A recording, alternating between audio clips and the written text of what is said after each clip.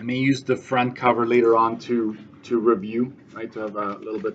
So we're gonna skip the first little bit. We did that yesterday, like all the different kinds of slopes. I was gonna do that there. The methods of graphing. So if you want to do this on your own time, you can almost like rewrite what we did on loose leaf onto here. If you're one of those individuals that is neat and organized and you can't stand having loose leaf and this at the same time, then you do that, right? So I would have asked you to practice rewriting all of these, which you already did. And so there's some grids here. So we're going to skip all of that. Skip, skip, skip. And let's go to page 9 here. I will be honest with you. This page is already, you should already know. This is all just how to run a calculator. This is on page 9 in case you're wondering. So I will kind of omit this, but maybe review some of this. All old equations should be cleared. Plot 1 needs to be turned off. Okay.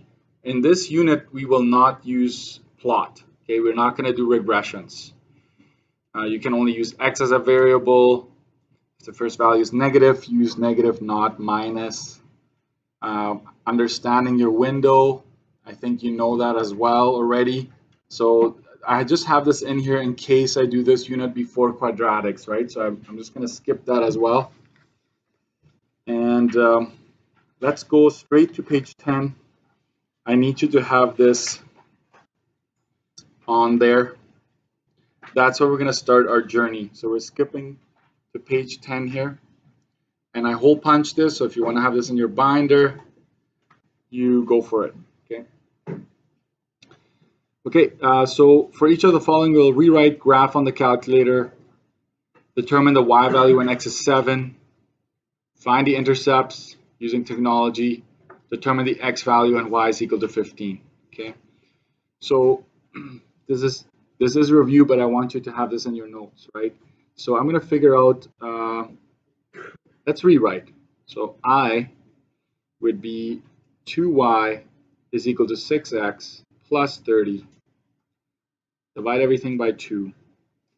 Y is equal to 3x plus 15. So that's the rewritten. When I say rewrite, that's what I mean by it. Make it so that you can enter it into your calculator. Graph on calculator. We'll do that in a bit. The third one is find intercepts. And when we find intercepts, this is how I do it. The x-intercept, y-intercept, I always do a chart like this so that they're all in one place. Because later on when you do a bunch, you want to have them in one place. You don't want to go all over. Okay, so I use the top here. It's already the way I want it. The x and y are on the left side and the constant is on the right. That's how I prefer to work with it. So x-intercept, we know that the y is equal to 0. So I just skip the step where I plug 0 into y because it's just going to turn 2y into 0, right? And so it actually speeds things up. X equal to -5, so -5, 0. Page 10. The y-intercept, we let x equal to 0. So this is really 2y is equal to 30. Divide both sides by 2. Y is equal to 15. 0, 15.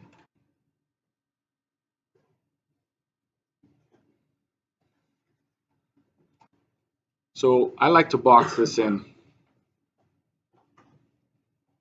Keep them corralled.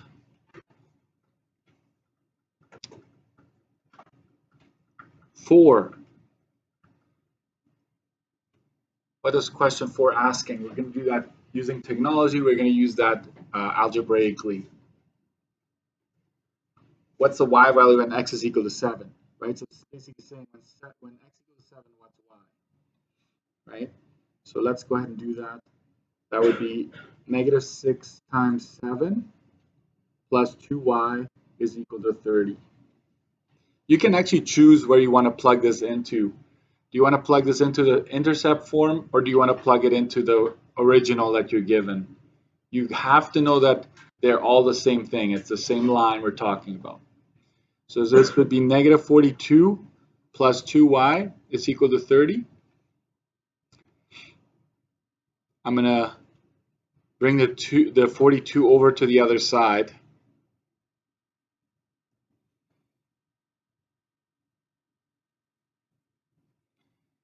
And so you have 2y is equal to 72.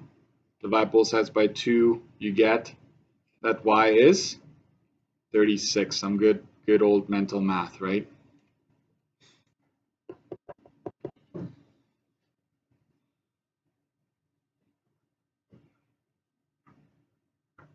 And now I drove myself into a bit of a problem here space-wise. I'm going to make it work. What's the x value, right, when y is equal to 15? So we go negative 6x is equal plus 2 times y is equal to 30. So negative 6x is equal to, what's 2 times 15 going to be? 30. Can I bring that over right away? Will that be okay with you? This 30 comes over subtracting. So you end up with 0. 6x is equal to 0. What happens when you divide something by a 0 by anything? It's still 0, right? That'd be a good bonus question on a test. Without using your calculator, what's 0 divided by 355.72? It's 0. Stop being funny. You're not funny. Okay, you know what? At some point it'll just stick. I know it. I will just do it with this one, and manually with this one. The other one I'm going to use the calculator. Okay, so actually hold on with the calculator for now. So I'm going back up and doing the same thing with the other equation, because this is time consuming, but I need you to know that it is still the same thing. You're doing the same thing using the calculator. It's just faster. So let's go up to this one. This one is definitely not the way I like it. I don't know if you see it, but there's 2 x's, right? Don't like that. Don't like that. So I'm gonna clean things up, and the number is where? On the left side.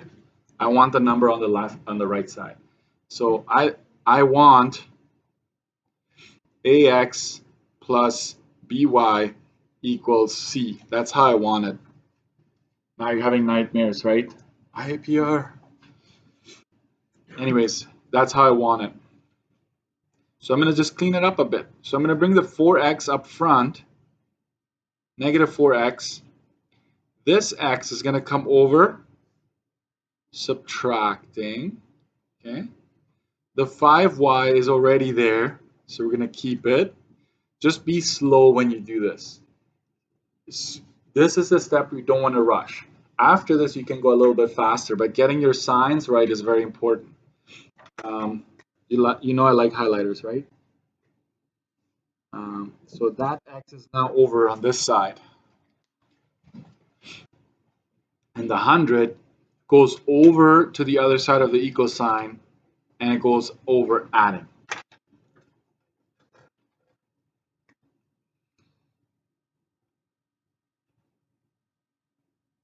Okay, there it is. So this is negative 5x minus 5y is equal to 100.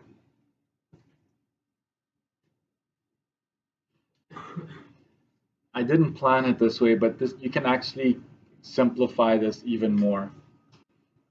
You see a common factor amongst all of them? 5, you see that? We can actually divide the whole thing by 5. I don't know if you're comfortable with the notion to divide the whole equation by something or multiply the whole. You're doing the same thing to both sides when you do that. So why don't we do that? It doesn't happen very often. Okay, it doesn't happen very often, but in this case it works nicely. So it's negative x minus y is equal to 20. So there it is. That's what I wanted. And let's rewrite now. You're like, I thought we were doing that already. Well, I just turned that into something that you're most likely going to see. This is what you want. And now I'm just going to stick with the negative y is equal to, the x is going to come over positive, right? Comes over the equal sign, positive, and the 20 is already there. So you just do that. Then you divide both sides by negative 1. And therefore, y is equal to negative x minus 20.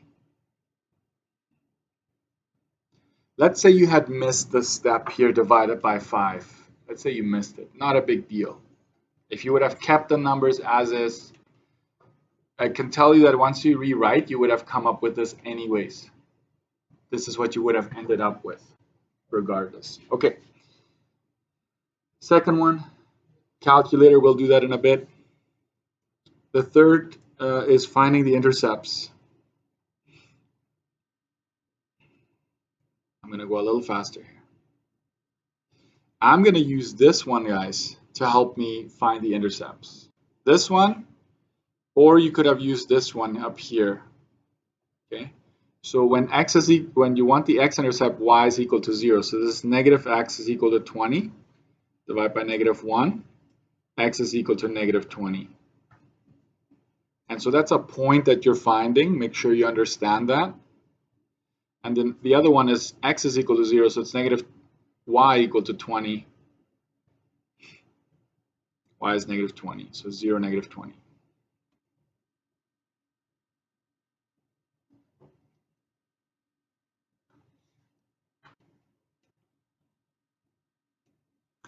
Intercepts are done.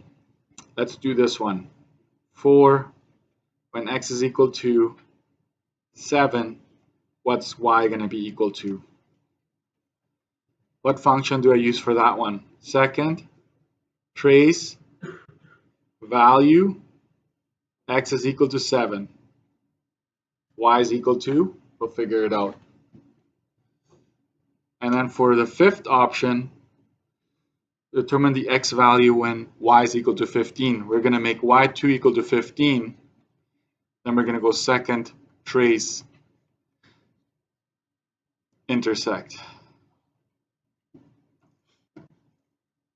What's he doing there? I'm using the calculator to do it instead of doing it algebraically. That's all I'm doing. So follow me here. You grab your calculator, you go turn it on.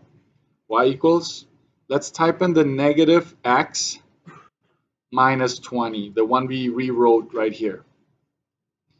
I'm expecting this line to go up or down from left to right. Down, right? How do you know the slope is negative? Right? And where's my y-intercept? It's at negative 20, so it's like it's way down in the negative 20y, right? So let's see, we won't see it on the graph, I can tell you that already, but let's try it. Oops. Should I call Mr. Dixon or should I just figure it out? Figure it out, okay?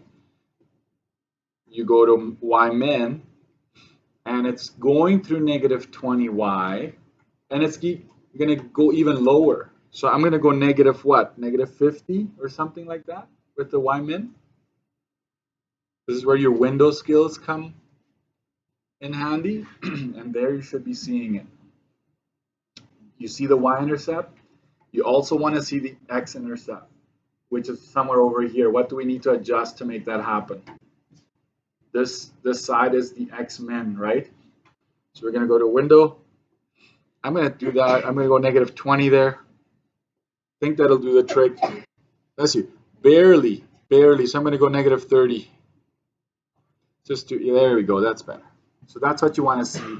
You want to see the intercepts and find the rest. Okay.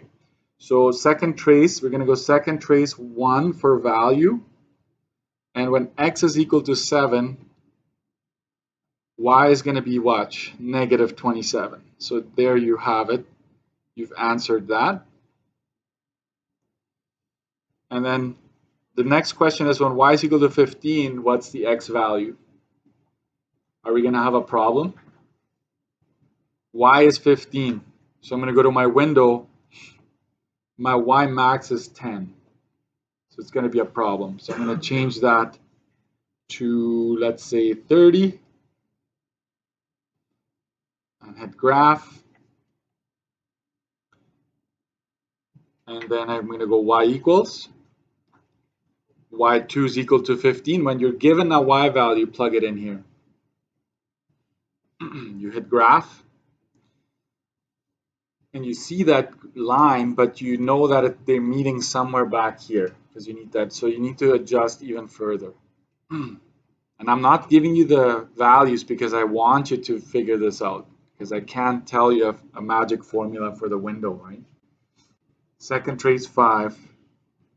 Maybe by the time, there it is, it's negative 35. X is equal to negative 35.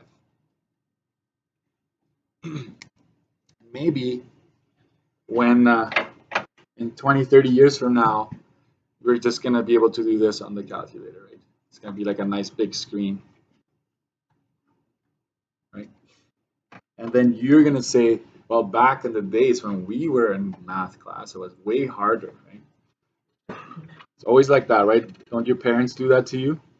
When we were young. Anyways, there it is. Oh, the point of intersection. The point of intersection. I want to see where these two lines meet. Okay, so we're going to go to y equals, and we're going to type this equation 3x plus 15 into our y2 and hit graph. Boom, boom. One goes up, one goes down. No surprise, right? 3 is positive. And let's find the intersection. So second trace intersect. Enter, enter, enter. Because lines only meet once, right? A curve, a parabola, you have to go closer to one of the intersections, right? Here you don't. So that is 8.75, negative 11.25. So what I will do here is point of intersection. We go y1 is equal to 3x plus 15. It doesn't matter which one you do where, okay?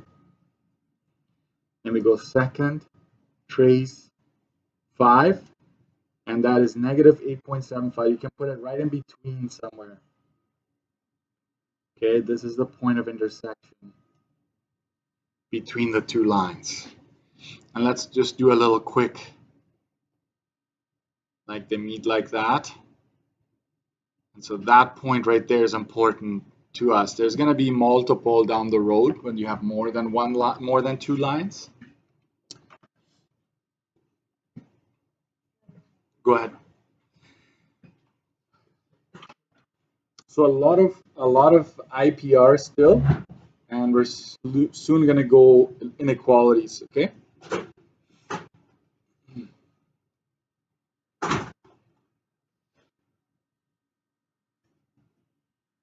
We're good?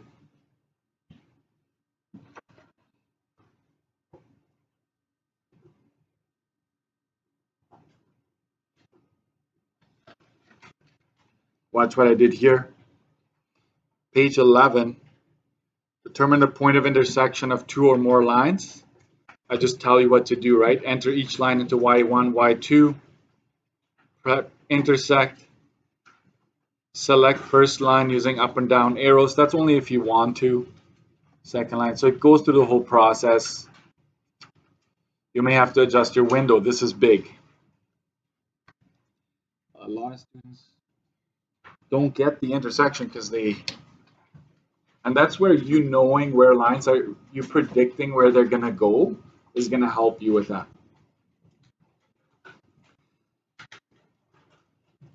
Determine the point of intersection for the lines created by the equations above. sorry, I'm gonna repeat myself here. Y1 was 3x plus 15. Y2 was negative x plus 20. Then we went second, trace 5, and that point was, what's still on my calculator?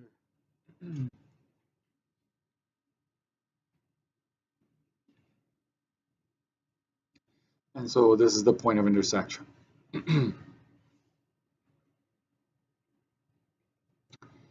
We're going to graph both lines on the same plane. I need you to understand how that would work in terms of your scale. Okay, how would that work? How would I do two lines at the same time? You want to make sure that the point of intersection is included. And so I'll tell you this, before you graph it on paper, graph it on your calculator and find the point of intersection so you have a bit of a better idea of what your scale has to be. Okay, so in this case, I look at my x-intercepts. I need to borrow from the previous page, so I'm just going to tell you to go and check that. We've got negative 5 and 15, right? We've got 0, no, sorry, negative 5, 0. Negative 5, 0, and 0, 15. And then we have negative 20, right? Negative 20, 0, and 0, negative 20. These are the intercepts, and that's my point of intersection. So I'm going to make sure I fit everything in here. So you may have to do some erasing, but I'm going to go 5, 10, negative 15, negative 20. That works out just fine. And I'm just going to label every other mark like that. And I'm going to use the same scale going up. You can't change it up, right? So this is now 5, 10, 15, 20, and I'm going to do one more just for good measure.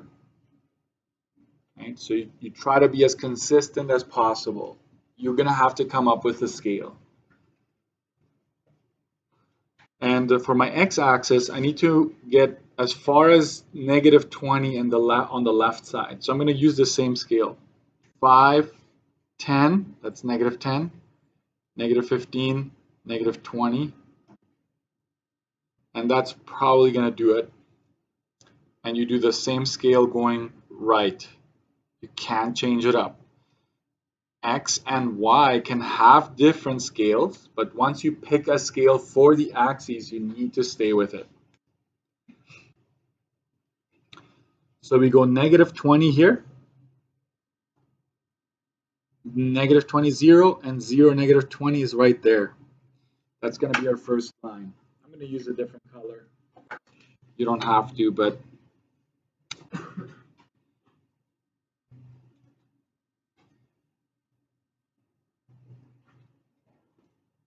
there you go.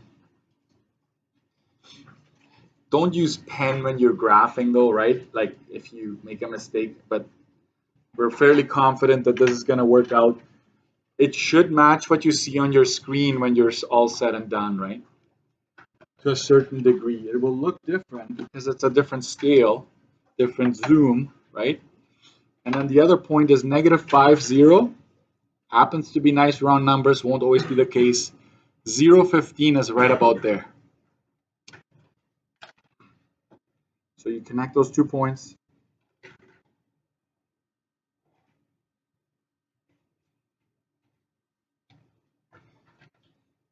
I will make sure that, don't mix these up, but that one is my positive slope, and this is my negative slope. You do not need to label each and every point on here. As long as I have your intercepts calculated here, as long as you make sure the points are where they're supposed to go on that grid, and you're very clear with your scale. Arrowheads on the ends. This is what I will label though, this one right here is negative 11.25, negative 11.25. Okay, that I'm gonna label that one. That's the point of intersection. You will hear me say that quite often. POI. Find the POIs. Find the points of intersection.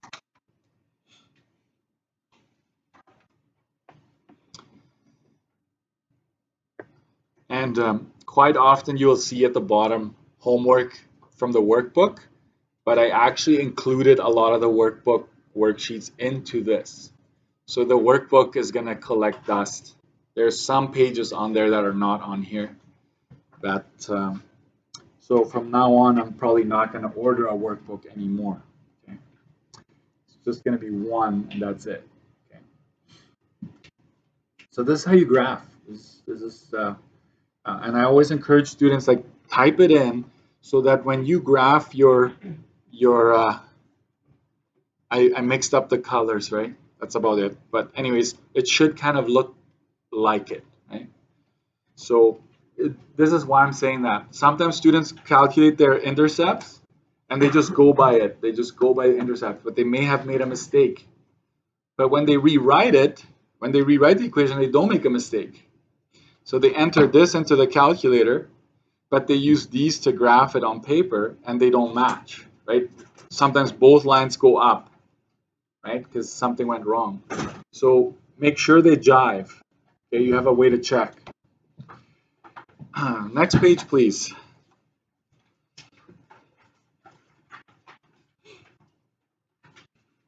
Say what? This looks scary, right? Yeah, but you will get some class time to get this going. I want you to rearrange every single one of these equations and notice that it's y1 all the way to y4. So you're going to have 4 equations typed into your calculator.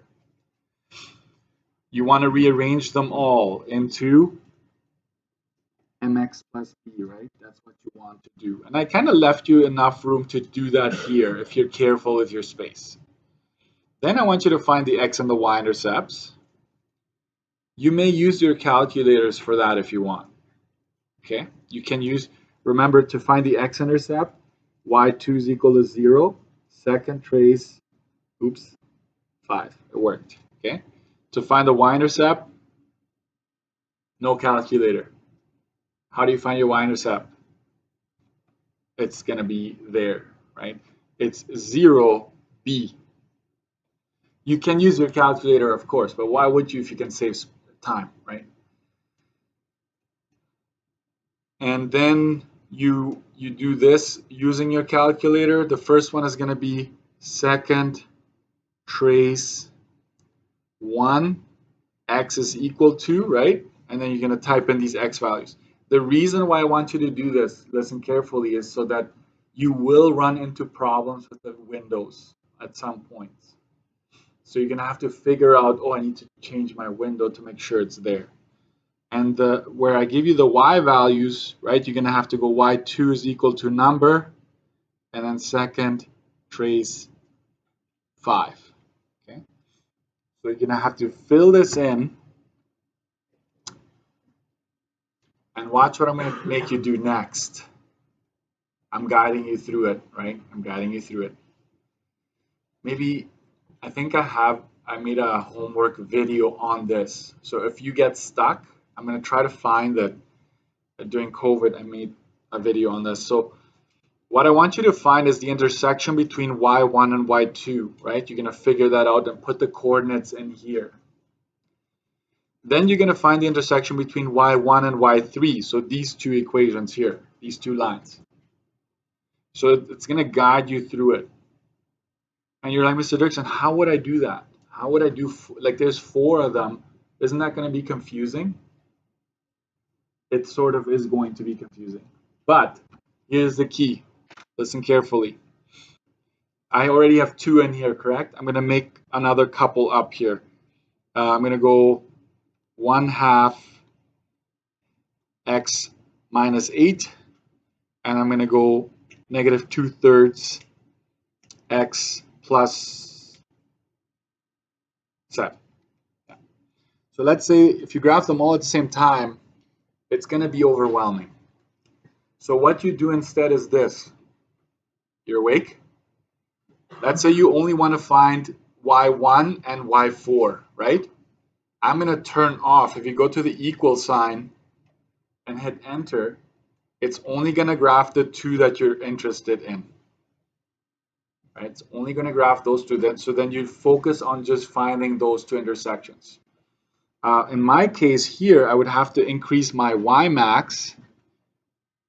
Notice that this is just, and I'm going to go x min negative 200. And don't worry about the axis going darker. It's just you're zooming out, right? That's just all it is. So then you would find that, right? So second trace 5, enter, enter, enter. You're with me, right? So this would be the intersection between the y1 and y4. But let's say you're adventurous and you're like, no, Mr. Dirksen, I don't want it the easy way. I want it the hard way. I'm going to graph them all at the same time. It's actually not that bad. Watch. You go second trace 5. You're right now on y1. Let me zoom in. I'm right now on y1, correct? I'm just going to hit enter.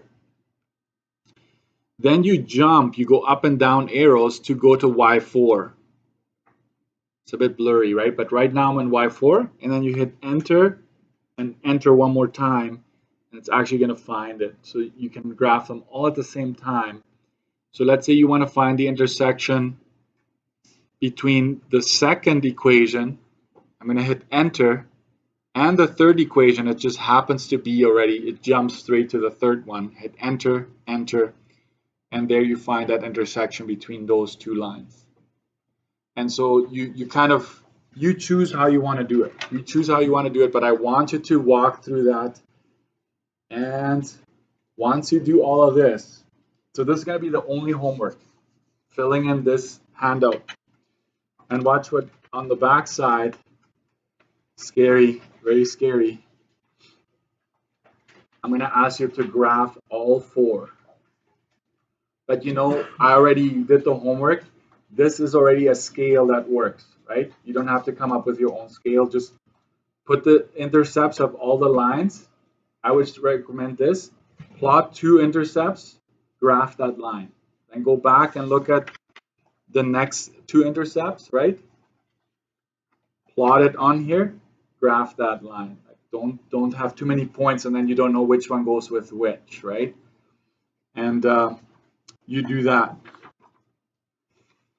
And if you're really hungry for more, which I'm sure you won't, right? There's a version 2.0. That one has 5. That's crazy, right? And look at what else I did. You're finding the intersection between the lines. And so really, if you just filled in this chart, you would have all the intersections like between y1 and y2. That point is right there. y1 and y3, that's right there. Why are these boxed out? Because they would be the same. And then you have another grid to graph all of that all over again. So if you feel like, you know what, I need a lot of practice with this, I'm not going to do 4 all the time, guys, but I just want you to be comfortable with it. And then on Monday, we start inequalities for real, right? Like, then all of this is going to be something I will just expect you to work with. And the key is going to be posted for sure. The video, I will have to look for it. I'm not sure if I still have it. All right, that's it. That's homework. You got it?